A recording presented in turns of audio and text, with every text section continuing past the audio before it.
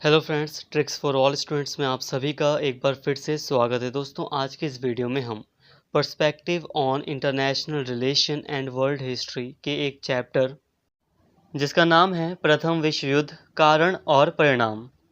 देखो दोस्तों, इस चैप्टर में हमें फर्स्ट वर्ल्ड वॉर को, प्रथम विश्व युद्ध को, जो कि 1914 से लेकर 18 तक में की अवधि में हुआ था, इसको अच्छे से समझना है।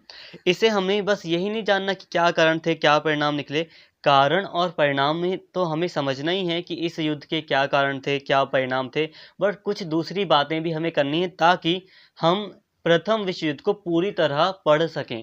देखिए दोस्तों, जो आप स्टूडेंट हैं, आप बड़े लेवल के स्टूडेंट हैं। अब आप कोई स्कूल वगैरह में तो है नहीं कि बस आप परिणाम याद कर लें, पॉइंट में आप लिख लें परिणाम क्या थे, या आप कारण बता दें बस, तो ऐसा नहीं है। कारण और परिणाम पर हमें मेन फोकस रखना है, ठीक है, बट फिर भी हमें ओवरऑल सारी बातें पता होनी चाहिए फर्स्ट वर्ल्ड वॉर की। इसलिए दोस्तों, विस्तार से बात की जाएगी, काफ़ी अच्छे से आपको समझाया जाएगा। इंपॉर्टेंट टॉपिक है, तो प्लीज़ वीडियो को एंड तक आप ज़रूर देखें।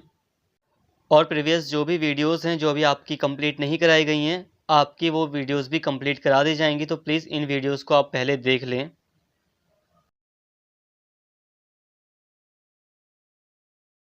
देखिए दोस्तों, सबसे पहले हम बात करते हैं एक पृष्ठभूमि की, एक बैकग्राउंड की। आखिर क्या बैकग्राउंड था, आखिर क्या पृष्ठभूमि थी जिसके कारण फर्स्ट वर्ल्ड वॉर की जो ज़मीन है वो तैयार हुई। देखिए दोस्तों, इसकी एक पृष्ठभूमि यहाँ से शुरू होती है कि पूर्व में जो पूर्वी यूरोप का जो एरिया है, वहाँ पे बहुत समस्याएं थीं। यूरोप के दक्षिणी पूर्वी भाग में स्थित ऑटोमन साम्राज्य की ईसाई जनता की आज़ादी की समस्या को पूर्वी समस्या से जोड़ा जाता है। वस्तुत 19वीं शताब्दी में पतनोन्मुखी तुर्की साम्राज्य, जिसका पतन होने ही वाला था, तुर्की साम्राज्य ने जिस समस्या को जन्म दिया उसे पूर्वी समस्या के नाम से जाना जाता है।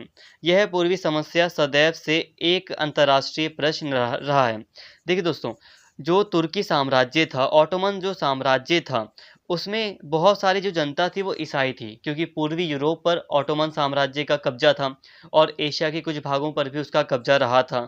तो एक बड़े एरिया पे ऑटोमन साम्राज्य रहा था, जिस कारण से जो काफ़ी एरिया था वहाँ पर ईसाई जनता थी। और ईसाई जनता, आप समझ रहे हैं ना कि जो यूरोप है, पश्चिमी यूरोप, वहाँ पर ईसाई जनता, और जो पूर्वी यूरोप है जो कि ऑटोमन साम्राज्य के अंतर्गत आता है, तो वहाँ पर ईसाई जनता थी और ये एक समस्या थी। अगर हम अंतर्राष्ट्रीय स्तर की बात करते हैं, विश्व स्तर की, तो ये उस समय एक समस्या थी। अब समस्या कैसे थी ये मैं आगे आपको समझा दूंगा। वस्तुत 16वीं सदी में तुर्कों ने यूरोप के बड़े क्षेत्र पर अपना नियंत्रण स्थापित किया। इस साम्राज्य का क्षेत्र दक्षिणी पूर्वी यूरोप के रोमानिया, बुल्गारिया, अल्बानिया, सर्बिया, यूनान आदि क्षेत्रों तक विस्तारित था, जो साथ साथ ही यूरोप के बाद सीरिया, मिस्र, इराक आदि क्षेत्रों तक विस्तारित था। देखो दोस्तों, यूरोप के कई सारे हिस्सों पर इसका कब्जा था, और साथ ही जो दक्षिणी यूरोप है, पूर्वी दक्षिणी यूरोप था, वहाँ पर ये ऑटोमन साम्राज्य था। और एशिया का भी कुछ भाग इसमें शामिल था, जैसे कि सीरिया, मिस्र, इराक, ये जो देश हैं ये भी इसमें शामिल थे ऑटोमन साम्राज्य में। तो काफ़ी बड़ा ये एम्पायर था। इस तरह एक विशाल ऑटोमन साम्राज्य में बहुभाषा भाषी, धर्म एवं जाति की जनसंख्या निवास करती थी। तो अभी हम समझ रहे हैं कि एक बैकग्राउंड क्या है। तो बैकग्राउंड में हम बात कर रहे हैं पूर्वी समस्या की, कि आखिर यूरोप का जो पूर्वी एरिया था, यानी कि पूर्वी यूरोप था, वहाँ पर क्या समस्याएं चल रही थी, इसकी हम बात कर रहे हैं। तो अभी हम समस्याओं को ही देख रहे हैं। एक समस्या थी कि पूर्वी यूरोप में ईसाई जनता रहती थी और वहाँ पर ऑटोमन साम्राज्य था। और ऑटोमन साम्राज्य में कई सारे बहुभाषी, अलग अलग भाषा के लोग रहते थे, संस्कृति के लोग थे, एशिया के भी थे, यूरोप के भी थे। 19वीं सदी तक आते आते ऑटोमन साम्राज्य कमजोर हो गया। वस्तुत शासक अयोग्य हुए, तो दूसरी ओर एक तरफ शासक जो थे वो अयोग्य हो गए, तो दूसरी तरफ यूरोप में प्रसारित हो रही राष्ट्रवाद की भावना ने इस साम्राज्य के अंतर्गत रहने वाली विभिन्न भाषा एवं धर्म जाति के लोगों को स्वतंत्रता के लिए प्रेरित किया। इसी क्रम में 1829 में यूनान स्वतंत्र हुआ। फलतः तुर्की साम्राज्य की कमजोरी उजागर हो गई और वह यूरोप का मरीज हो गया। यूरोपीय राज्य ऑटोमन साम्राज्य की कमजोरी से लाभ लेने के लिए प्रयासरत हुए। तो देखिए दोस्तों, अब ये जो तुर्की साम्राज्य था, ऑटोमन साम्राज्य था, 19वीं शताब्दी आते-आते ये काफ़ी कमज़ोर हो चुका था और यहाँ के जो क्षेत्र थे, स्पेशली यूरोप में राष्ट्रवाद की भावना पैदा हो रही थी। स्पेशली जो पश्चिमी यूरोप था, वहाँ पर पूरी तरह राष्ट्रवाद था। मतलब लोगों में अपने राष्ट्र के प्रति प्रेम था। इसके अलावा जो पूर्वी यूरोपीय देश थे, अब उनके अंदर भी अपने देश को आज़ाद कराने की भावना पैदा हुई, राष्ट्रवाद की भावना पैदा हुई। तो और राष्ट्रवाद की भावना बहुत बड़ी होती है, राष्ट्रवाद की भावना के कारण ही भारत आज़ाद हुआ था। तो यूरोप के कई जो पूर्वी यूरोप के कई क्षेत्र थे, वहाँ पर राष्ट्रवाद की भावना पैदा होना शुरू हो गई थी। इसी के कारण जो यूनान है, वो तुर्की साम्राज्य से, ऑटोमन साम्राज्य से स्वतंत्र हो गया था और इसने साफ तौर पर दिखा दिया कि जो ऑटोमन साम्राज्य है वो कमज़ोर हो चुका है। और जितने भी यूरोपीय देश थे, चाहे वो रशिया हो गया, चाहे वो इंग्लैंड हो गया, फ्रांस हो गया, जर्मनी और इटली, जापान तो एशिया में आता है। तो ये जो यूरोपीय देश थे, ये अब ऑटोमन साम्राज्य को तोड़कर या विखंडित करके उससे लाभ कमाना चाहते थे। लाभ का मतलब कैसे, कितना ज़्यादा हम लाभ या प्रॉफिट उससे उठा पाएँ, उससे ले पाएँ। तो दोस्तों, अभी हमने पृष्ठभूमि में एक चीज़ को पढ़ा, वो है पूर्वी समस्या। तो पूर्व का जो एरिया था, यूरोप का जो पूर्व का एरिया था, वहाँ पर ये सारी समस्याएं थी। कई सारे भाषाई लोग रह रहे थे, जैसे कि ऑटोमन साम्राज्य में जो ईसाई जनता थी, वो भी ऑटोमन साम्राज्य में थी, पूर्वी यूरोप की। और फिर वहाँ पे राष्ट्रवाद का जन्म हो रहा था, राष्ट्रवाद का उदय हो रहा था पूर्वी यूरोपीय देशों में। और इसके साथ ही जो ऑटोमन साम्राज्य था, वो बहुत कमज़ोर हो चुका था। तो वहाँ पे स्वतंत्रता की भी की जा रही थी और कई सारे देश स्वतंत्र भी हो रहे थे। और जो दूसरे यूरोपीय जो देश थे, स्पेशली पश्चिमी यूरोपीय और रशिया हो गया, तो ये जो देश थे वो ज़्यादा से ज़्यादा लाभ अर्जित करना चाहते थे, ये जो पूर्वी समस्या है इसको हल करके।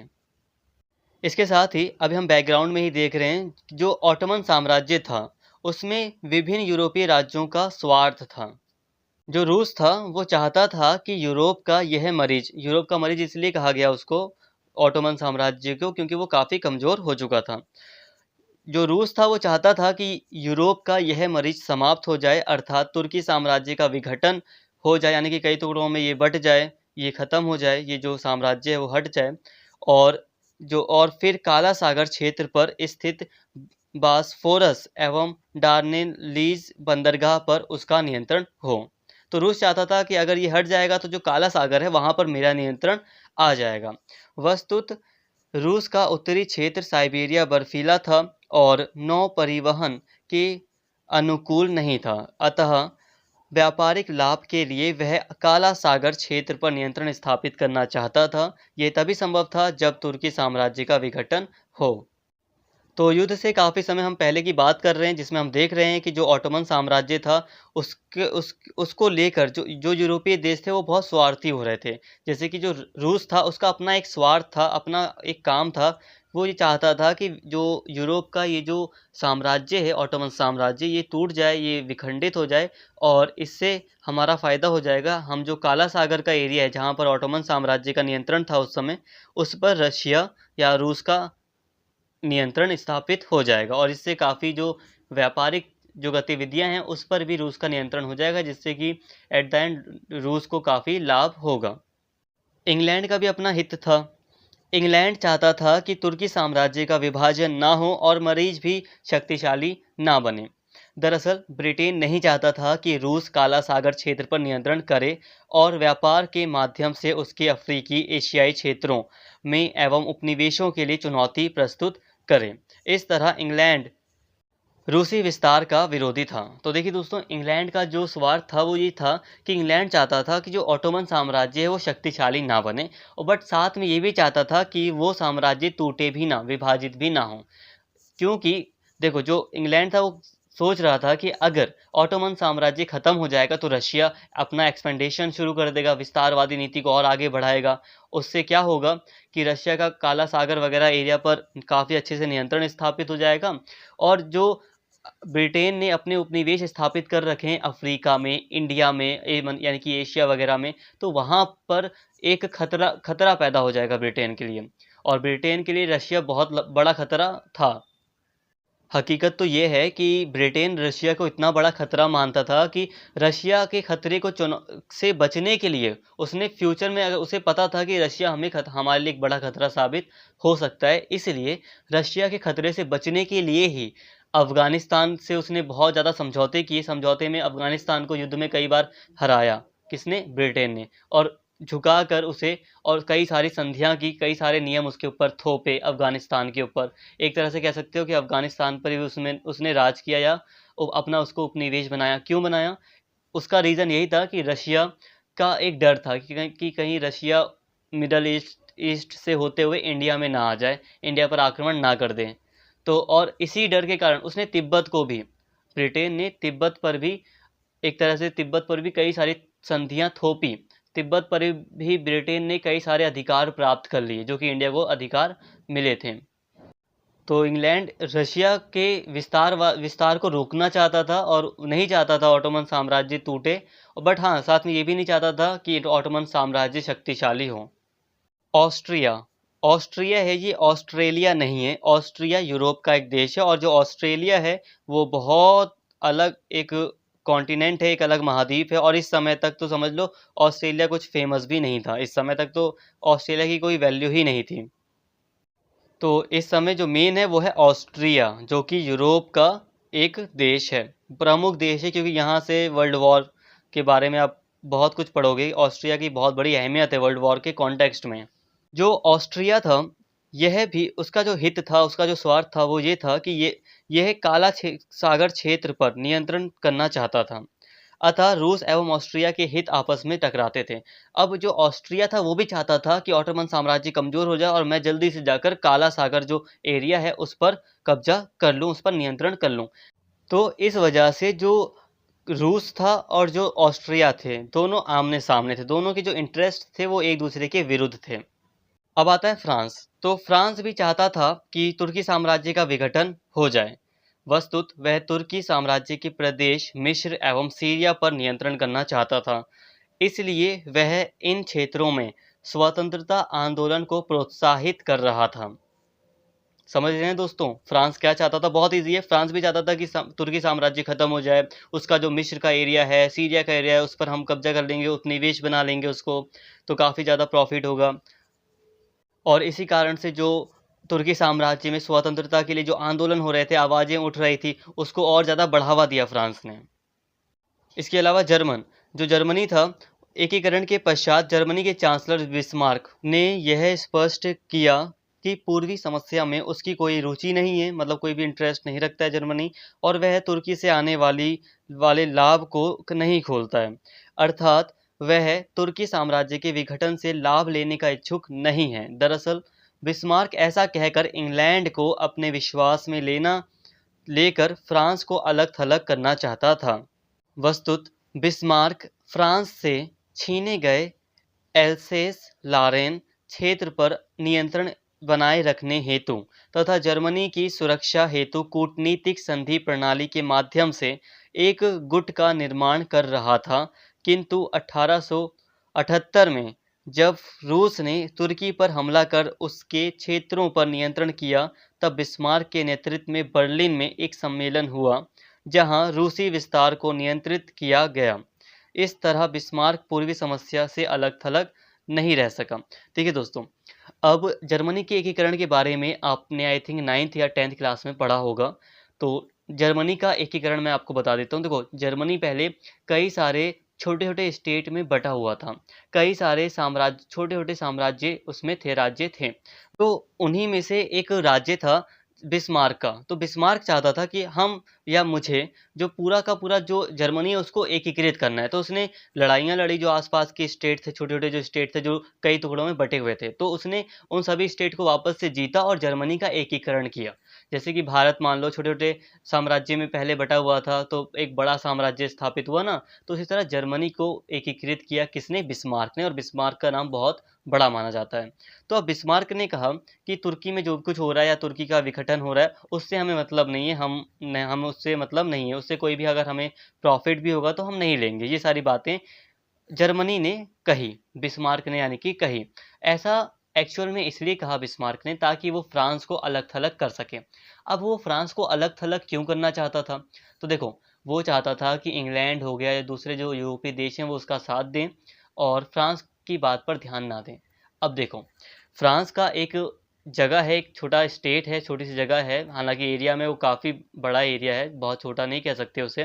जैसे कि एक एरिया है लारेन का, एल्सेस लारेन एक एरिया है, मैप में आपको दिखाई दे रहा होगा, मैंने अभी यहाँ पे मैप दिखाया था तो उसमें आपको दिखाई दे रहा होगा, ये छोटा सा एरिया था जिस पर जिस पर जर्मनी ने कब्जा कर लिया था। ये फ्रांस का एरिया था और जिस पर जर्मनी का कब्जा था। तो जर्मनी चाहता था कि हम फ्रांस को अलग थलग कर दें ताकि फ्रांस कभी इस क्षेत्र को वापस ले ही ना पाए और हमारी कोई निंदा भी ना करें। वैसे बिस्मार्क ने कहा कि हम अलग हैं, उससे जो भी समस्या है, पूर्व में जो भी समस्या थी तुर्की की समस्या, उससे अलग हैं, बट अलग वो नहीं रह सका। क्यों? क्योंकि अब जब रशिया ने उसको हरा दिया था, तुर्की साम्राज्य को हरा दिया था उसके ऊपर हमला करके, तो एक सम्मेलन हुआ जिसमें कि बिस्मार्क ने पार्टिसिपेट किया बढ़ चढ़कर, तो वो वहाँ की समस्या से दूर नहीं रह सका। तो दोस्तों एक बार फिर मैं यहाँ पे आपको बताऊंगा कि ये हम एक बैकग्राउंड देख रहे हैं। देखो, ये जितनी भी चीज़ें आपको बताई जा रही हैं वो एक्स्ट्रा नहीं है भाई, वो आपके लिए इम्पॉर्टेंट है। इम्पॉर्टेंट का मतलब जब तक आप पूरा टॉपिक नहीं समझेंगे तब तक आप अच्छे से नहीं लिख के आ सकते। जब आप कोई भी चीज़ समझ जाएंगे, जब आपको वो चीज़ समझ में आ जाएगी, जब समझ में आ जाएगी तो उसे रटना नहीं पड़ेगा और आप पेपर में कैसा भी क्वेश्चन आए आप ज़रूर करके आओगे। इसलिए जितनी भी चीज़ें बताई जा रही हैं वो सब इम्पॉर्टेंट है, मैं एक्स्ट्रा नहीं बता रहा आपको। वैसे भी मैं नहीं चाहता कि मेरी वीडियो बड़ी हो, बट फिर भी मैं बड़ा कर रहा हूँ। क्यों? क्योंकि मुझे ये सारी चीज़ें बतानी है, ज़रूरी है, इम्पॉर्टेंट है। तो प्लीज़ इसको आप ध्यान से समझें। तो ये एक बैकग्राउंड चल रहा है, बैकग्राउंड में हम देख रहे हैं कि ये चीज़ें यूरोप में हो रही हैं। यूरोप में पूर्व में बहुत बड़ी समस्या है ऑटोमन साम्राज्य की, जिसमें बहुत सारी चीज़ें हो रही हैं। उन समस्याओं को हमने लगातार देख लिया। अब हम इसी में और आगे बढ़ रहे हैं, बैकग्राउंड में ही हम देख रहे हैं कि रूस द्वारा जो तुर्की पर हमला किया था उसे हम थोड़ा डिटेल में देख रहे हैं। 1878 का ये जो हमला था इसे अब हम देख रहे हैं। अब रूस द्वारा तुर्की पर जो हमला हुआ है 1878 का, अब उसे विस्तार से समझिए, ये इम्पॉर्टेंट है। इसी में आपको पता चल जाएगा कि आखिर वर्ल्ड वॉर क्यों हुआ, क्या कमियां रह गई थी जिसके कारण लोग असंतुष्ट थे, साम्राज्य जो थे वो असंतुष्ट थे। सेडान युद्ध के पश्चात फ्रांस की कमजोरी का लाभ उठाते हुए रूस ने काला सागर क्षेत्र पर अपनी गतिविधियां तेज कर दी। वस्तुत उसने बाल्कन प्रायद्वीप में रहने वाली इस्लाओ जनसंख्या को एकजुट करने के लिए एक सम्मेलन आयोजित किया जिसका उद्देश्य ऑटोमन साम्राज्य के विरुद्ध इस्लाव जाति की जनसंख्या को स्वतंत्रता के लिए प्रोत्साहित करना था। अतः रूस द्वारा संचालित इस अभियान से बोस्निया एवं बुल्गारिया, देखो ये यहाँ पे जो बोस्निया है, बुल्गारिया, ये यूरोप के कंट्रीज़ हैं। यूरोप के, अगर आपने यूरोप का मैप नहीं देखा तो प्लीज़ एक बार अच्छे से उसको समझ लें, वो भी इम्पॉर्टेंट होगा आपके लिए। तो बोस्निया एवं बुल्गारिया की जनता ने तुर्की साम्राज्य के विरुद्ध विद्रोह किया जिसका तुर्की द्वारा कठोर दमन किया गया। इसी क्रम में रूस ने तुर्की पर हमला कर उसे पराजित किया और तुर्की के साथ सैन स्टीफानो की संधि की और उसके विभिन्न क्षेत्रों पर नियंत्रण स्थापित किया। तो अब देखो, जो रशिया ने तुर्की के साथ पर हमला किया, जो युद्ध हुआ, इसको हम समझ रहे हैं। अब देखिए, जो फ्रांस था वो कमज़ोर था, एक युद्ध हुआ था सेडान का युद्ध जिसमें फ्रांस की कमजोरी साफ साफ दिखाई दे गई थी। तो इसी कारण से अब रशिया को भी लगा कि फ्रांस इस समय कमज़ोर है, दूसरी यूरोपीय कंट्रीज़ इतनी जल्दी हावी नहीं होंगी रशिया पर, इसलिए उसने अपनी गतिविधियां तेज कर दी काला सागर पर नियंत्रण स्थापित करने के लिए। अब उसने ऑटोमन साम्राज्य पर क्या कर दिया, हमला कर दिया। और जो वहाँ की जो जनसंख्या थी, जैसे कई जातियां होती हैं ना, जैसे कि अब जो ऑटोमन साम्राज्य था वो काफ़ी बड़ा था, तो कुछ कुछ क्षेत्र में अलग अलग जातियों के लोग थे, अलग अलग राष्ट्रवादी लोग थे, जैसे कि जो इस्लाव जाति के लोग हो गए। तो उन लोगों को प्रोत्साहित कर रहा था स्वतंत्रता के लिए कौन? रशिया। रूस के द्वारा उनको प्रोत्साहित किया गया कि तुम लोग आंदोलन करो, उठो, स्वतंत्र हो। तो ऐसा प्रोत्साहन उनको उसको दिया गया, इस्लाव जाति के लोगों को। और इसका असर भी हुआ, देखा गया जो बोस्निया है, जो बुल्गारिया है, वहाँ की जो जनता थी उसने तुर्की साम्राज्य के विरुद्ध विद्रोह कर दिया था। हालांकि उस विद्रोह को फिर दबा दिया गया तुर्की साम्राज्य के द्वारा। बट इसी के साथ ही, इसी के चलते फिर इसी के बाद तुरंत ही रशिया ने तुर्की पर हमला कर दिया और उसे बुरी तरह हराया। और हराने के बाद उसके ऊपर कई सारी संधियां थोपी, जिसमें कि रशिया ने उसके कई सारे क्षेत्रों पर नियंत्रण स्थापित कर लिया। रूस की सफलता से इंग्लैंड, ऑस्ट्रिया, फ्रांस जैसे राज्य भयभीत हुए और रूस की इस कार्यवाही को क्रीमिया युद्ध के बाद की गई पेरिस संधि का उल्लंघन बताया।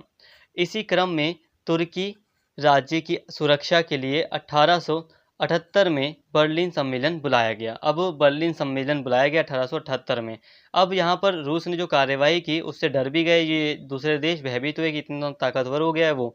और पहले की एक संधि थी, क्रीमिया के युद्ध के बाद एक संधि हुई थी, पेरिस संधि जिसे कहते हैं। तो कहा कि इस रूस ने इसका उल्लंघन किया है इस संधि का, कि उसने तुर्की पर आक्रमण कर दिया। और अब तुर्की राज्य की सुरक्षा के लिए यूरोप में एक बर्लिन सम्मेलन बुलाया गया। बर्लिन आप जानते हैं ना कहाँ पर है, जर्मनी में। 1878 में बर्लिन में एक सम्मेलन बुलाया गया। अब इस बर्लिन सम्मेलन में क्या हुआ इसको देखते हैं। पहला, बिस्मार्क की मध्यस्थता से यूरोपीय राज्यों का सम्मेलन बर्लिन में हुआ। उसमें सैन स्टीफानो की संधि को रद्द कर दिया गया। देखो, रूस ने जब तुर्की को हराया तो एक संधि हुई जिसे कहते हैं सैन स्टीफानो की संधि। देखो, ये वर्ड हार्ड लग रहा है बट भाई सिलेबस का हिस्सा है इसीलिए ये वर्ड आया है।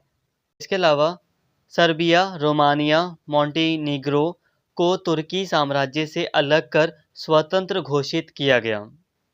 तुर्की साम्राज्य के अंग बोस्निया हर्जेगोविना क्षेत्र पर ऑस्ट्रिया को प्रशासनिक देखरेख का अधिकार दिया गया। साइप्रस द्वीप पर ब्रिटेन का नियंत्रण स्थापित हुआ। तो दोस्तों, ये जो बर्लिन सम्मेलन था इसकी मुख्य बातें यही थी। तो यही सब कुछ हुआ था। यहाँ पर जो संधि की थी रूस ने इस तुर्की के साथ, उस संधि को रद्द कर दिया गया और कुछ देशों को स्वतंत्र करा दिया। और ऑस्ट्रिया को यहाँ पर हर्जेगोविना और बोस्निया का जो ये छोटे छोटे स्टेट थे इनका जो नियंत्रण है वो ऑस्ट्रिया को सौंप दिया गया। अब हम इसकी समीक्षा देखते हैं कि आखिर कहाँ तक बर्लिन सम्मेलन सही था, कहाँ तक इसमें कमियाँ थीं। बर्लिन सम्मेलन का मुख्य उद्देश्य तुर्की साम्राज्य के विघटन को रोकना था और यूरोप में शांति स्थापित करना था। इसलिए बर्लिन सम्मेलन में रूस द्वारा तुर्की से की गई स्पेन स्टीफानो की संधि को रद्द कर दिया गया। इसी क्रम में ब्रिटिश प्रधानमंत्री डिज़राली ने कहा कि हम बर्लिन से ससम्मान शांति लाए हैं, किंतु यह कथन सत्य साबित नहीं हुआ। वस्तुतः बर्लिन सम्मेलन के निर्णय ऑटोमन साम्राज्य के लिए तो प्रतिकूल साबित हुए ही, विश्व के लिए भी तबाही का कारण बने। रूस ने जिन ईसाइयों को स्वतंत्र करा दिया था उन्हें पुनः पराधीनता की स्थिति में ला दिया गया।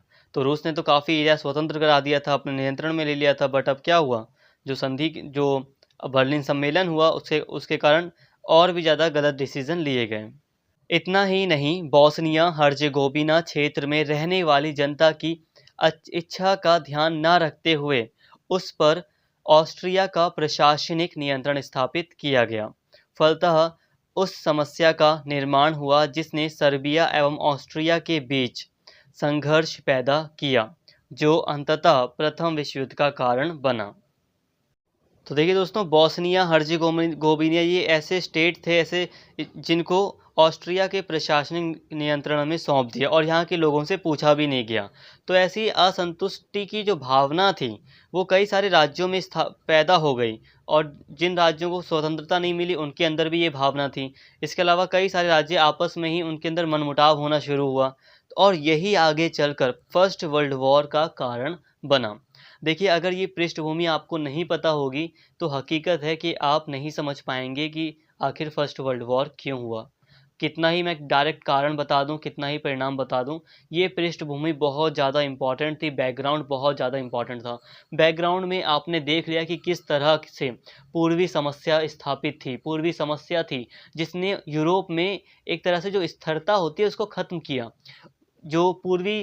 जो ऑटोमन साम्राज्य था उसमें कई सारी समस्याएं पैदा हो गई थी, जिसके कारण रूस ने उसको ऊपर हमला भी किया, उसके कई सारे क्षेत्रों को अपने अंडर में लिया, फिर कई सारे सम्मेलन वगैरह हुए जिसके कारण कई सारी समस्याएं और भी पैदा हुई और अंततः वो युद्ध में फर्स्ट वर्ल्ड वॉर में बदल गई। तो डीपली इस चीज़ को अगर आप माइंड में बैठा लेते हैं तो आप काफ़ी अच्छा आंसर लिख के आ पाएंगे।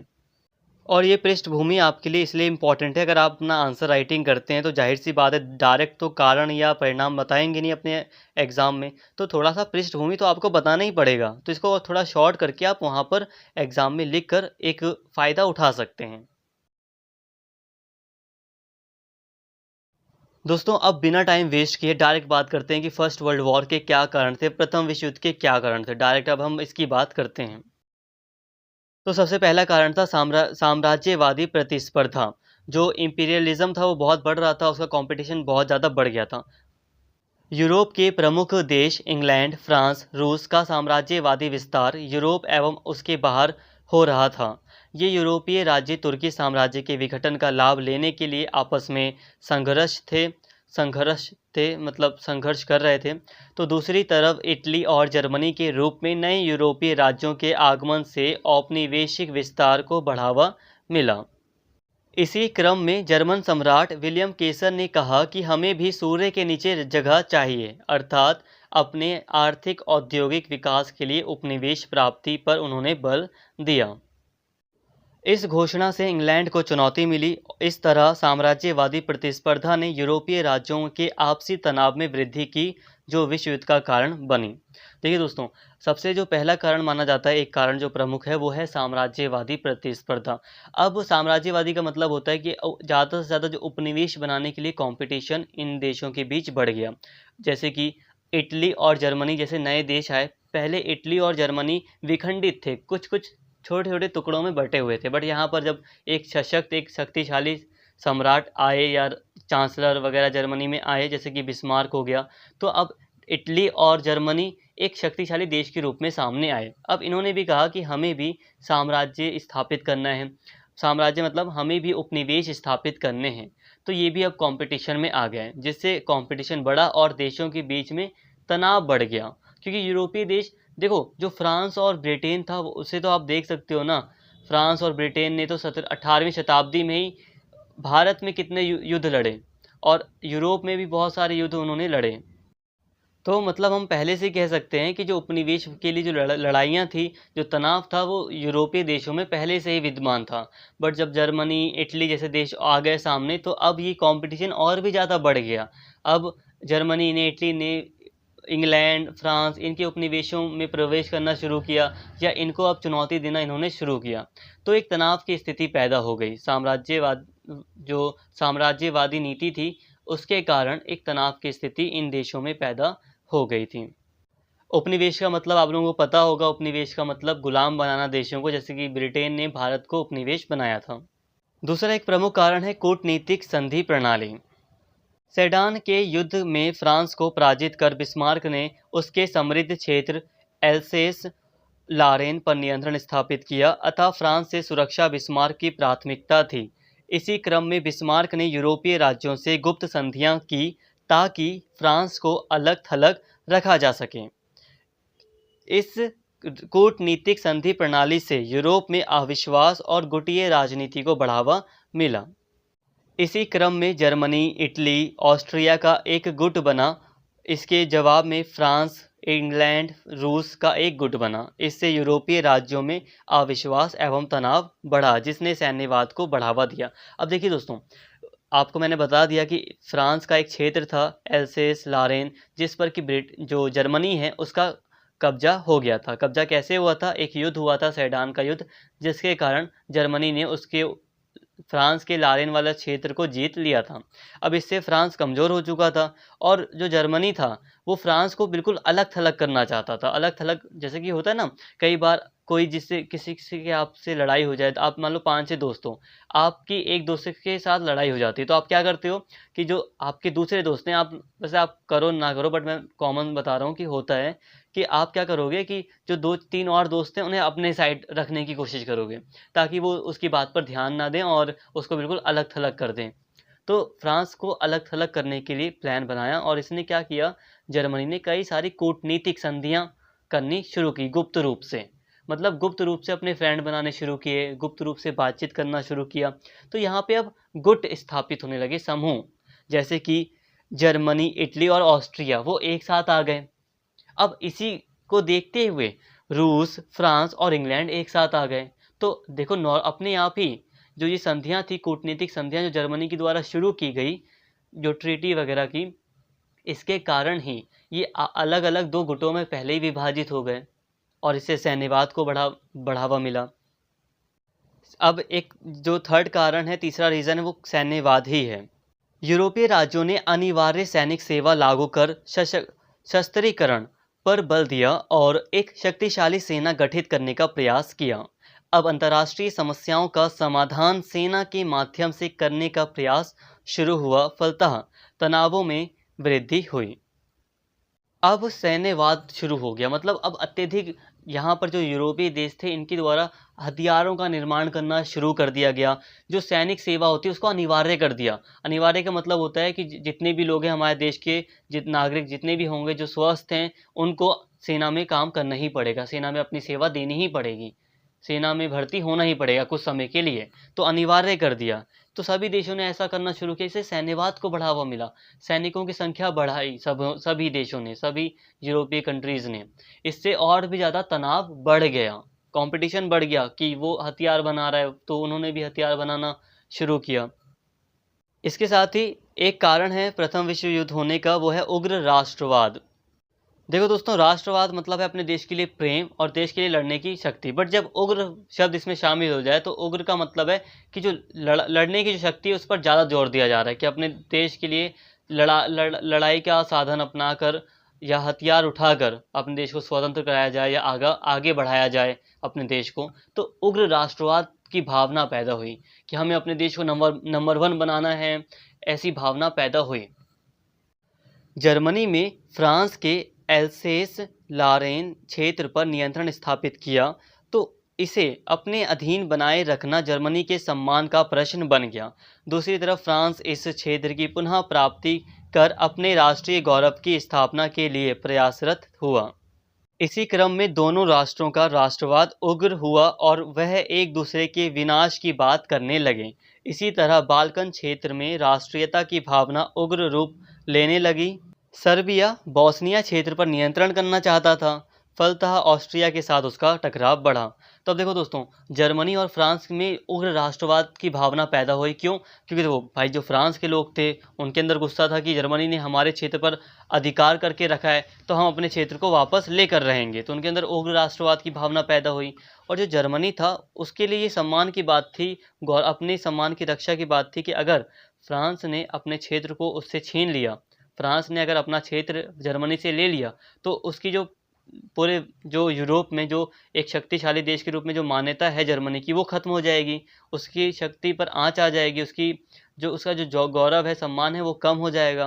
तो उनके देश में भी एक राष्ट्रवाद की भावना पैदा हुई कि हम अपने जो भी हमने क्षेत्र लिया है उसको वापस नहीं जाने देंगे। इसके अलावा जो सर्बिया था वो बोस्निया पर अधिकार करना चाहता था। बोस्निया वो क्षेत्र था जो कि ऑस्ट्रिया को दिया गया था।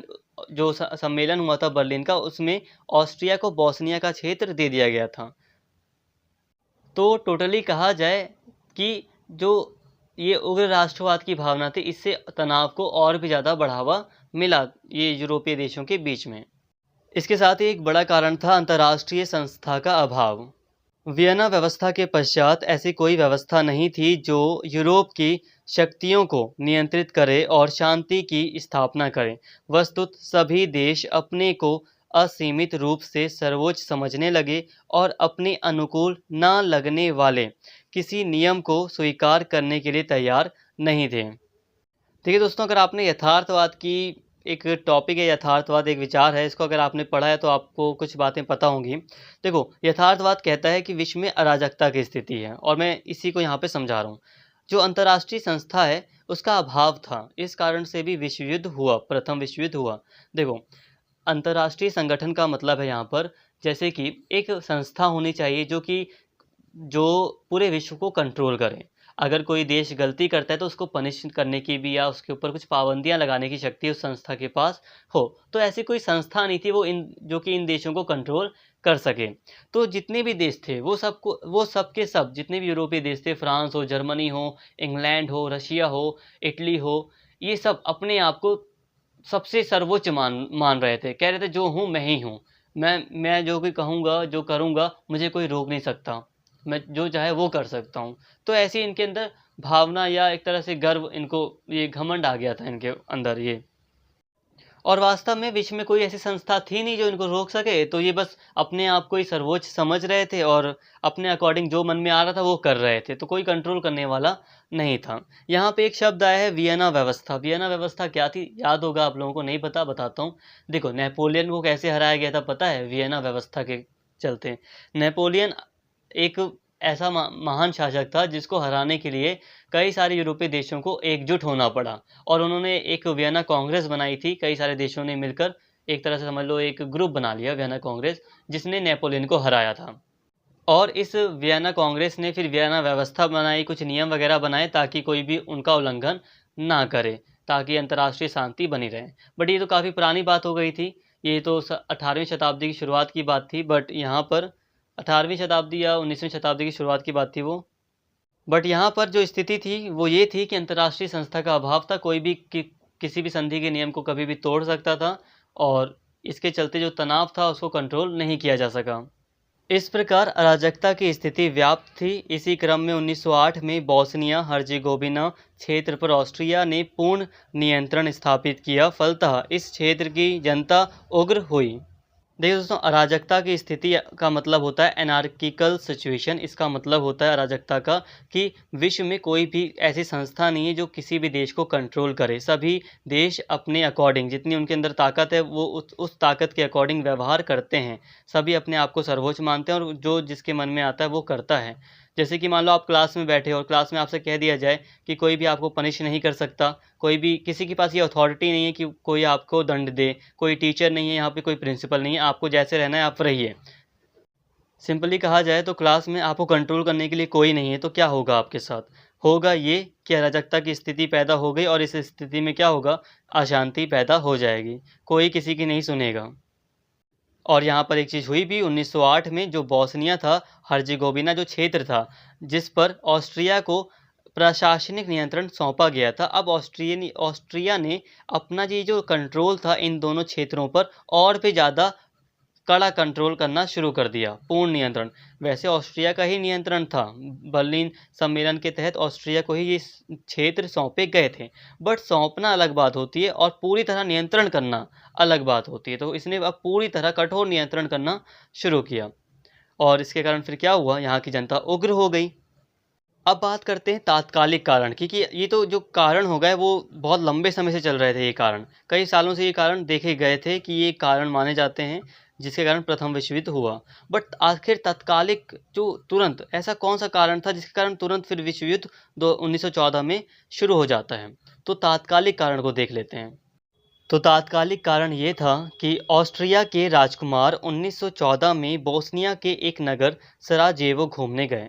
देखिए दोस्तों, आप समझ रहे हैं ना कि ऑस्ट्रिया, जो बोस्निया का क्षेत्र था उस पर ऑस्ट्रिया का नियंत्रण था, और बोस्निया का एक नगर है सराजेवो, वहाँ पर ऑस्ट्रिया के राजकुमार 1914 में घूमने गए थे, जहाँ किसी व्यक्ति ने उनकी हत्या कर दी। अतः ऑस्ट्रिया ने इसके लिए सर्बिया को दोषी मानते हुए उसे दंडित करने की बात की। इसी मुद्दे पर सर्बिया उग्र हुआ और ऑस्ट्रिया के साथ उसका टकराव हुआ। फलतः विश्व युद्ध आरंभ हुआ। वस्तुतः सर्बिया उग्र नहीं हुआ होता यदि उसे रूस का समर्थन प्राप्त था, और रूस को इंग्लैंड एवं फ्रांस का समर्थन प्राप्त था। तो दूसरी तरफ ऑस्ट्रिया को जर्मनी, तुर्की एवं हंगरी का समर्थन प्राप्त था। इस तरह सर्बिया एवं ऑस्ट्रिया दो घोड़े थे, घुड़सवार तो इसमें बाद में सवार हुए। इस युद्ध में मित्र राष्ट्रों के गुट में इंग्लैंड, फ्रांस, रूस, इटली, अमेरिका मुख्य रूप से शामिल थे, और यह गुट विजयी हुआ। तो देखिए दोस्तों, जो लड़ाई थी वो शुरू होती है ऑस्ट्रिया और सर्बिया के बीच। ऑस्ट्रिया कहता है कि हमारे राजकुमार की हत्या हुई है बोस्निया में, तो उसका जो जिम्मेदार है वो सर्बिया है, क्योंकि सर्बिया कई सारी ऐसी गतिविधियां कर रहा था जिसके कारण बोस्निया जो क्षेत्र है वो ऑस्ट्रिया के नियंत्रण से हट जाए। तो सर्बिया पर ये इल्ज़ाम लगाया और सर्बिया बहुत ज़्यादा उग्र हो गया। और इसी कारण से विश्व युद्ध फिर शुरू हो जाता है। दोनों ही देशों के बीच टकराव होना शुरू होता है, युद्ध होता है और फिर इसी के चलते विश्व युद्ध, ये जो युद्ध था दोनों ही देशों के बीच का, वो वर्ल्ड वॉर में बदल जाता है। क्यों बदलता है, आपको मैंने पूरी की पूरी पृष्ठभूमि बताई, बैकग्राउंड बताया, और जो ऊपर जो कारण बताया वो भी इसमें जुड़े हुए हैं। क्योंकि सर्बिया जो था उसको रूस का समर्थन प्राप्त था, इंग्लैंड और फ्रांस ने रूस को अपना समर्थन दिया, तो इसी तरह एक गुट बन गया। और जो ऑस्ट्रिया था उसको जर्मनी, तुर्की, हंगरी का समर्थन प्राप्त था। तो स्टार्टिंग तो इन दोनों ने की। फिर ये जो दो अलग अलग गुट थे, एक गुट मित्र राष्ट्रों का था जिसमें प्रमुख रूप से इंग्लैंड, फ्रांस, रूस, इटली और अमेरिका थे मुख्य रूप से, और दूसरा जो गुट था वो जो था उसमें जर्मनी और ऑस्ट्रिया, तुर्की वगैरह शामिल थे। तो विजयी कौन हुआ था ये आपको बता ही दिया है। विजय कौन हुआ था, जो मित्र राष्ट्र का गुट था वही विजय हुआ था। तो यहाँ पर एक बात ध्यान रखना कि सबसे पहले हमला किसने किया था।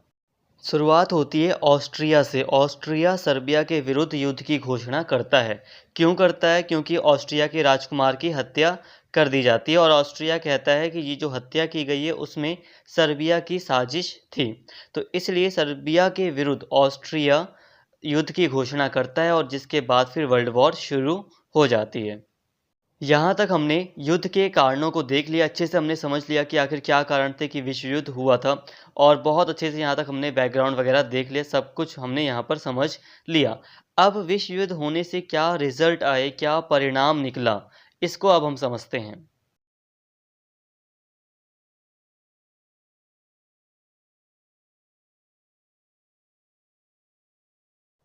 तो दोस्तों अब हम बात करते हैं विश्व युद्ध के परिणामों की। सबसे पहला परिणाम है आर्थिक परिणाम। मतलब कि जो आर्थिक यानी कि पैसे से संबंधित, इकोनॉमी से संबंधित जो रिजल्ट है, अब हम पहले उसकी बात कर रहे हैं, आर्थिक परिणाम की। प्रथम विश्व युद्ध से उद्योगों को हानि पहुंची और कारखानों के क्षतिग्रस्त हो जाने से उत्पादन में कमी आई, व्यापार में गिरावट आई और राष्ट्रों की आर्थिक स्थिति कमजोर हुई। तो देखिए दोस्तों, एक आर्थिक परिणाम ये है कि प्रथम विश्व युद्ध होने के कारण जो उत्पादन था वो कम हो गया, उद्योगों को काफ़ी ज़्यादा हानि हुई, व्यापार में गिरावट आई, जिससे कि जो राष्ट्र थे, जो देश थे, उनकी आर्थिक स्थिति कमजोर हो गई। युद्ध के कारण यूरोपीय देशों का युद्ध व्यय बढ़ा। आरंभ में दोनों पक्षों का औसत दैनिक खर्च लगभग 40 करोड़ रुपए था, जो 1918 में बढ़कर दोगुने से ज़्यादा हो गया। मतलब ये है कि अब जो युद्ध पर जो खर्च हुआ वो बहुत ज़्यादा बढ़ चुका था। अतः यूरोपीय राज्य ऋणग्रस्त हुए और ऋणों का भुगतान करने के लिए नवीन मुद्रा छापी गई। अतः मुद्रा का प्रसार हुआ और इसके मूल्य में कमी आई, जो आर्थिक कमजोरी का सूचक है। अब देखिए, जो ऋण लिए जाते थे, एक दूसरे देशों से जो ऋण लिए जाते थे, अब यूरोपीय देश ऋणग्रस्त हो गए, माइनस में चले गए, और जो कर्जा था यूरोपीय देशों में वो बढ़ता गया। और यूरोपीय देशों में तो अब देखो दोस्तों, आप सोच रहे होगे कि यूरोपीय देशों को कर्जा कौन देगा। तो पहली बात कि आपस में कर्जा दे सकते थे, मतलब जो फ्रेंडशिप थी जिन जिन देशों की, वो एक दूसरे को पैसे से मदद कर रहे थे, तो इस तरह से एक दूसरे से उन्होंने लोन वगैरह लिया था। इसके साथ ही जो अमेरिका था, अमेरिका की स्थिति काफ़ी अच्छी थी, उसकी स्थिति खराब नहीं हुई थी, तो उसने भी यहाँ पर ऋण वगैरह दिया था। तो अब जो यूरोपीय राज्य थे, इनकी जो स्थिति थी वो काफ़ी कमज़ोर हो गई, ये ऋणग्रस्त हो गए, और लोन को पूरा करने के लिए इन्होंने नई मुद्रा छापी, और जितनी ज़्यादा मुद्रा छापी जाती है उतना ज़्यादा उसका मूल्य कम हो जाता है। तो ये इनकी आर्थिक कमजोरी का सूचक था।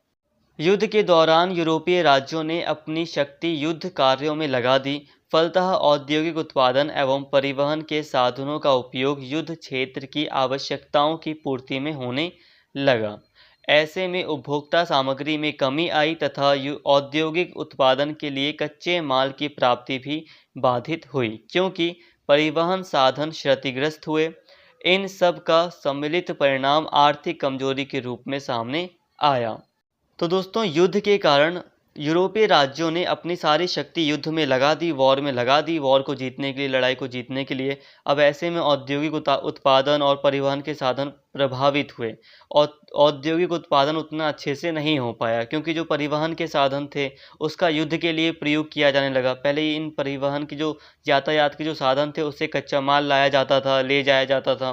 तो अब ये सारी चीज़ें बाधित हुई और कुल मिलाकर जो यूरोपीय देश थे उनकी आर्थिक स्थिति कमज़ोर हो गई। मतलब पैसे के मामले में अब यूरोपीय राज्य कमज़ोर हुए।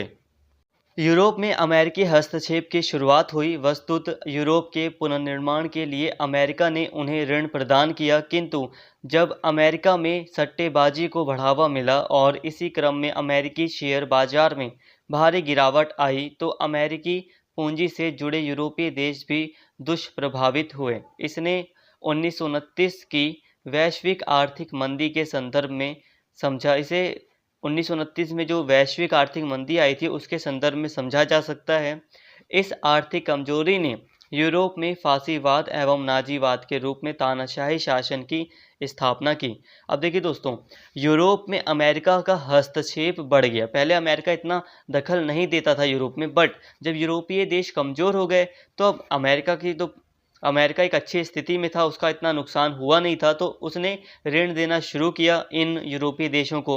अब इनका जो ऋण था वो अमेरिका से इन्होंने लिया था, लोन वगैरह लिया था।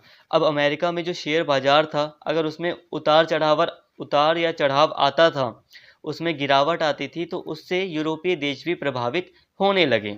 और ऐसा हुआ भी। जब 1929 में जो आर्थिक मंदी थी वो स्पेशली अमेरिका में आई थी, बट उसके कारण पूरे विश्व में आर्थिक मंदी देखी गई और इसी कारण 1929 की वैश्विक आर्थिक मंदी आई थी। देखिए दोस्तों, ये जो आर्थिक मंदी थी वो सिर्फ अमेरिका में सीमित रह सकती थी, बट अब जो यूरोपीय देश थे वो अमेरिका से जुड़ गए थे, व्यापार वगैरह ज़्यादा हो रहा था, लोन वगैरह उन्होंने लिया था, तो अमेरिका के ऊपर जो डिपेंडेंसी है वो बढ़ गई, जिसके कारण वैश्विक आर्थिक मंदी देखी गई। और जो फासीवाद है, जो नाजीवाद की जो धारणा है, वो भी इसी कारण से फैली, क्योंकि अब यूरोपीय देश जो थे वो कमज़ोर हो गए थे। इसे ध्यान से समझो। देखो दोस्तों, जो जर्मनी था, जो इटली था, इनकी हालत ज़्यादा ख़राब थी और यहीं पर ये फासीवाद, नाजीवाद की धारणा फैली। क्यों फैली? क्योंकि यहाँ पर गरीबी बढ़ गई, जिसके कारण यहाँ पर तानाशाही शासन स्थापित हुआ।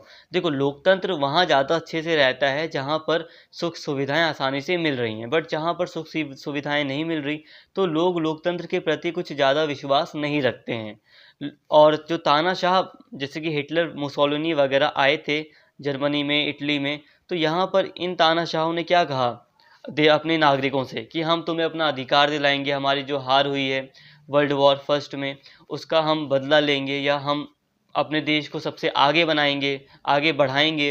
तो इन्हीं सब कारणों के कारण यहाँ पर फासीवादी और नाजीवादी विचारधारा फैली। इसे हम नेक्स्ट चैप्टर में पढ़ेंगे भी, फासीवादी और नाजीवादी विचारधारा क्या थी। तो ये जो विचारधाराएं थी जो कि सेकेंड वर्ल्ड वॉर का कारण बनी थी, तो ये जो विचारधाराएं थी वो भी फर्स्ट वर्ल्ड वॉर के परिणाम स्वरूप ही अस्तित्व में आई थी। तो दोस्तों, यहाँ तक हमने बात कर ली आर्थिक परिणाम की कि आर्थिक रिजल्ट क्या निकला था। तो आर्थिक रिजल्ट यही था कि यूरोपीय देश कमज़ोर हो गए थे। तो बहुत अच्छे से हमने यहाँ तक बात कर ली। अब हम बात करते हैं सामाजिक परिणाम की। देखिए दोस्तों, हम काफ़ी डिटेल में कर रहे हैं। डिटेल में इसलिए क्योंकि आप काफ़ी बड़े लेवल के स्टूडेंट हैं, ग्रेजुएशन आप अपनी कर रहे हैं, तो आपको काफ़ी ज़्यादा जानकारी होनी चाहिए। तो सामाजिक परिणाम, युद्ध में बड़ी संख्या में सैनिक एवं नागरिक मारे गए। लगभग 80 लाख सैनिक और 2 करोड़ से अधिक गंभीर रूप से घायल हुए। इन मारे गए लोगों के अंतिम संस्कार की समुचित व्यवस्था न होने के कारण संक्रामक रोगों में वृद्धि हुई, अतः बड़ी संख्या में नागरिक मारे गए। विभिन्न देशों के नागरिकों को अपने घर से ही नहीं बल्कि राष्ट्र से भी बेघर होना पड़ा। फलतः शरणार्थी समस्या सामने आई। महिलाओं की भूमिका बढ़ी क्योंकि अब उनके कार्यक्षेत्र का विस्तार हुआ। वस्तुतः उन्हें पुरुष कार्यशील जनसंख्या का स्थान लेने का अवसर मिला। वे कारखानों, खेतों एवं कार्यालयों में कार्य करने लगीं, अतः उनमें आत्मविश्वास बढ़ा और अपने अधिकारों को लेकर चेतना जागृत हुई। इससे नारीवादी आंदोलन को बढ़ावा मिला। इसी क्रम में महिलाओं को मताधिकार भी प्राप्त हुआ। नस्लवादी भेदभाव की भावना को ठेस पहुंची। दरअसल विभिन्न क्षेत्र के श्वेत अश्वेत सैनिक मिलकर युद्ध लड़ रहे थे, अतः वीरता केवल श्वेतों के पास जैसी अवधारणा को चोट पहुंची। देखिए दोस्तों, एक सामाजिक जो परिणाम है वो ये आया कि बहुत सारे नागरिकों की, सैनिकों की हत्या हुई, मर गए, बहुत सारे सैनिक इस युद्ध में मारे गए। इसके अलावा यहाँ पर जो नागरिक थे उनकी स्थिति काफ़ी बेकार हो गई। बहुत सारे नागरिक शरणार्थी बनकर रह गए। शरणार्थी मतलब उन्हें अपने देश से भागकर दूसरे देश में जाना पड़ा, या वो बेघर हो गए, तो वो शरणार्थी बन गए। शरणार्थी मतलब पता ही है आपको कि वो किसी दूसरे देश में जाकर कुछ समय के लिए रह रहे हैं, वो भी दूसरे देश की दया पर। तो अब उनका जो देश था वो उनसे छिन गया, या वो उस देश के नागरिक नहीं रहे और शरणार्थी के रूप में कई सारे लोगों को अपना जीवन व्यतीत करना पड़ा। इसके साथ ही यहाँ पर एक सकारात्मक प्रभाव या परिणाम ये आया कि जो महिलाएं थीं उनकी भूमिका बढ़ी। अब महिलाओं ने पुरुषों की तरह कार्य करना शुरू किया, मतलब जो कार्यालय होते हैं, दफ्तर वगैरह होते हैं, कारखाने होते हैं, खेत वगैरह होते हैं, तो वहाँ पर महिलाओं ने काफ़ी बढ़ चढ़कर काम किया और इससे उनमें आत्मविश्वास पैदा हुआ और जो नारीवादी आंदोलन था उसको बढ़ावा मिला। और महिलाओं को समानता का अधिकार दिलाने का जो ये आंदोलन था, इसको बढ़ावा मिलने से हुआ ये कि महिलाओं को मताधिकार भी प्राप्त हुआ, यानी कि वोट देने का भी अधिकार मिला। और एक नस्लवादी जो भेदभाव था उसमें कमी आई। नस्लवादी भेदभाव ये था कि जो श्वेत थे वो अश्वेतों के साथ भेदभाव करते थे, बट अब युद्ध में जो अश्वेत सैनिक थे उन्हें भी शामिल किया गया। मतलब उन श्वेत और अश्वेत अब मिलकर लड़ रहे थे, और जिसने ये दिखाया कि अब जो श्वेत लोग थे वो अपने आप को श्रेष्ठ मानते थे। कैसे मानते थे कि उनका मानना था जो श्रेष्ठ जात, जो श्वेत लोग हैं वो श्रेष्ठ हैं। बट युद्ध ने दिखा दिया कि जो अश्वेत हैं वो भी काफ़ी वीर होते हैं, तो श्वेत और अश्वेत में कोई अंतर नहीं है। तो नस्लवादी भेदभाव में कमी आई। ये सब के सब सामाजिक परिणाम हैं। सामाजिक मतलब समझ रहे हैं कि समाज में क्या परिणाम, क्या रिजल्ट आया, समाज के ऊपर क्या प्रभाव पड़ा फर्स्ट वर्ल्ड वॉर का। तो ये सारे प्रभाव पड़े थे। इसके अलावा कुछ और भी प्रभाव हैं सामाजिक प्रभाव में ही, जैसे कि युद्ध ने विज्ञान एवं अनुसंधान के क्षेत्र में प्रेरक की भूमिका निभाई। एक तरफ जहां युद्ध के नवीन साधनों जैसे टैंक, रासायनिक गैस का विकास हुआ, तो वहीं लड़ाकू युद्धक विमान भी विकसित हुए, जिनका उपयोग आगे नागरिक सुविधाओं में किया गया।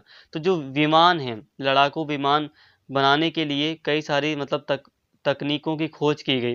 अब देखो दोस्तों, युद्ध होने से हुआ ये, वॉर होने से क्या हुआ कि अब नई नई रिसर्च वैज्ञानिकों के द्वारा, या जो पढ़े लिखे लोग थे, जो हाई एजुकेशन में जो लोग थे, अब उन्होंने कई सारे अनुसंधान रिसर्च करनी शुरू की, जिससे क्या हुआ, नई नई तकनीक विकसित हुई। अब युद्ध के लिए जो एक लड़ाकू विमान बनाए जा रहे थे, उसके कारण हवाई जहाज का आविष्कार हुआ। हवाई जहाज सामने आए, जो कि नागरिकों के लिए एक बहुत अच्छा सुविधाजनक चीज रही है परिवहन के मामले में।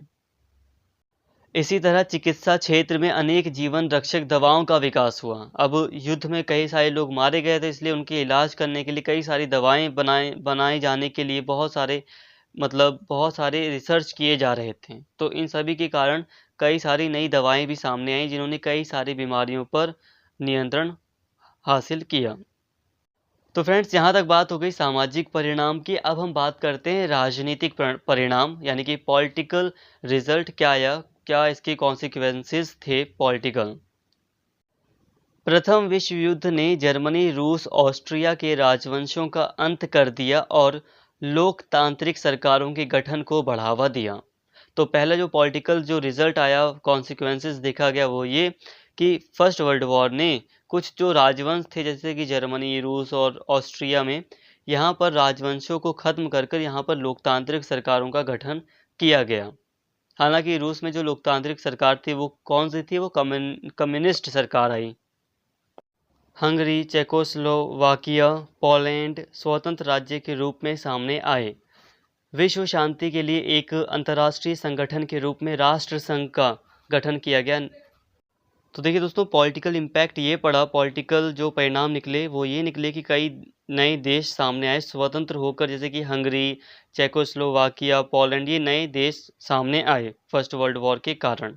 इसके अलावा जैसे कि यूएन, आज के टाइम पर हम एक अंतर्राष्ट्रीय संगठन देखते हैं ना, यूएन, जो कि एक बहुत बड़ा यूनाइटेड नेशन एक बहुत बड़ा संगठन है, उसी तरह राष्ट्र संघ की स्थापना की गई ताकि विश्व में शांति व्यवस्था बनाई जा सके। हालांकि ये फेल रहा, तभी तो सेकेंड वर्ल्ड वॉर हुई थी, बट फिर भी फर्स्ट वर्ल्ड वॉर के बाद युद्ध को रोकने के लिए, विश्व में शांति बनाने के लिए राष्ट्र संघ की स्थापना की गई थी।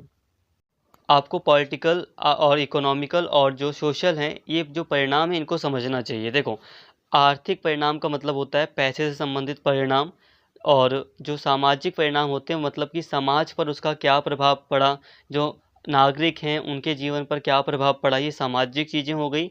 और राजनीतिक मतलब कि किसी एक देश की राजनीति में, पॉलिटिक्स में क्या प्रभाव पड़ा उसका, विश्व में जो पॉलिटिकल सिस्टम रहा है उस पर क्या प्रभाव पड़ा, तो ये राजनीतिक परिणाम है। राजनीतिक परिणाम में ही विश्व राजनीति में अब यूरोपीय प्रभुत्व की समाप्ति हुई और विश्व शांत शक्ति के रूप में अमेरिकी शक्ति का उदय हुआ। अब देखो, फर्स्ट वर्ल्ड वॉर के बाद से जो यूरोपीय शक्ति थी, यूरोपीय जो प्रभुत्व था विश्व में, यूरोपीय देशों का जो राज चलता था पूरे यूरोप में, अब उसमें कमी आई, उसकी समाप्ति हो गई और राज अब किसका चलने लगा, अमेरिका का। अमेरिका एक महाशक्ति के रूप में उभरना शुरू हो गया। यूरोप में नव स्थापित प्रजातांत्रिक सरकारें समस्याओं का समाधान नहीं कर पाई, फलतः लोगों का इस शासन प्रणाली से विश्वास उठने लगा। इसी क्रम में तानाशाही शासन प्रणाली की स्थापना का मार्ग प्रशस्त हुआ। जैसे कि मैंने अभी आपको पहले बताया था कुछ समय कि अब देखो, अब फर्स्ट वर्ल्ड वॉर के बाद क्या हुआ, गरीबी बढ़ गई, जो भी देश थे महंगाई बढ़ गई, जैसे कि जर्मनी, इटली, यहाँ पर महंगाई बहुत ज़्यादा बढ़ गई। तो यहाँ पर जो सरकारें थी, लोकतांत्रिक सरकारें, वो टिक नहीं सकी, क्योंकि लोकतांत्रिक सरकारें जो दावा कर रही थी वो अपनी जनता को नहीं दे पा रही थी। इसके अलावा जो तानाशाह वगैरह थे, जैसे कि हिटलर था, तो उसने ऐसी ऐसी बातें अपने नागरिकों से कही जो लोग सुनना चाहते थे। लोग क्या सुनना चाहते थे कि जर्मनी एक शक्तिशाली देश बने। जो जर्मनी के नागरिक थे भाई, उनका तो अपमान हुआ था बहुत बड़ा। वर्साई की जो संधि की गई थी जर्मनी के साथ, उसमें जर्मनी का बहुत ज़्यादा अपमान हुआ था और बहुत सारी चीज़ें जर्मनी पर थोप दी गई थी, जिससे कि जर्मनी की हालत और ज़्यादा बेकार हो गई थी। तो अब ऐसे में हिटलर एक तानाशाह के रूप में आता है, और उसमें हिटलर ने जो बातें कही अपने नागरिकों को, उन और वहाँ के लोगों को वो बातें बहुत पसंद आई, इसीलिए हिटलर फिर सत्ता में आता है। कहने का मतलब है कि फर्स्ट वर्ल्ड वॉर के कारण ही जो लोकतांत्रिक सरकारें थी वो हट गई और तानाशाही सरकारें आईं। और ये जो तानाशाही सरकारें थी, और इन्हीं के चलते तो सेकेंड वर्ल्ड वॉर हुआ था। तो ये इसके कुछ मेजर परिणाम थे, कॉन्सिक्वेंसेस थे। तो दोस्तों, आज के इस वीडियो में हमने कॉन्सिक्वेंसेस को देख लिया, और क्या कारण थे, क्या पृष्ठभूमि रही थी फर्स्ट वर्ल्ड वॉर की, इन सभी चीज़ों को हमने अच्छे से कवर कर लिया है। इसमें देखिए, हम पेरिस शांति सम्मेलन को भी पढ़ सकते हैं थोड़ा सा, या फिर हम वर्साई की संधि को भी थोड़ा इसमें पढ़ सकते हैं, बट आपके सिलेबस के अकॉर्डिंग कॉन्सिक्वेंसेस वगैरह ही मेनली पढ़ना था। तो इसलिए इस वीडियो में मैं आपको और ज़्यादा संधि वगैरह के बारे में नहीं बता रहा हूँ। तो हमने फर्स्ट वर्ल्ड वॉर तक कम्प्लीटली पढ़ लिया है, पूरा फर्स्ट वर्ल्ड वॉर को पढ़ लिया। हाँ, फर्स्ट वर्ल्ड वॉर को ख़त्म करने के लिए कुछ संधियाँ की गई, जैसे कि पेरिस शांति सम्मेलन किया गया, और जो वर्साई की संधि की गई थी जर्मनी के साथ, ताकि जो भी मतलब मनमुटाव था या जो भी कमियां रह गई थी उसको ठीक किया जा सके। और वर्साई की संधि के द्वारा जर्मनी से वो क्षेत्र जिस पर जर्मनी का कब्जा था, जो कि फ्रांस का था, एल्सेस लारेन का, वो जर्मनी से लेकर फ्रांस को सौंप दिया जाता है। तो कुछ संधियां हुई थी जो कि अपमानजनक संधियां भी थी, और ये संधियों में कुछ गलतियां रह गई थी जिस कारण से सेकेंड वर्ल्ड वॉर हुआ था, ऐसा भी माना जाता है। तो फर्स्ट वर्ल्ड वॉर को हमने काफ़ी अच्छे से डिटेल में कवर कर लिया, इतना आपके सिलेबस के लिए इनफ होगा। तो फ्रेंड्स, मिलते हैं नेक्स्ट वीडियो में। फिलहाल अगर आज आपको वीडियो अच्छी लगी हो तो प्लीज़ चैनल को सब्सक्राइब कर लें, और इस वीडियो को ज़्यादा से ज़्यादा शेयर करें और लाइक करें। Thank you.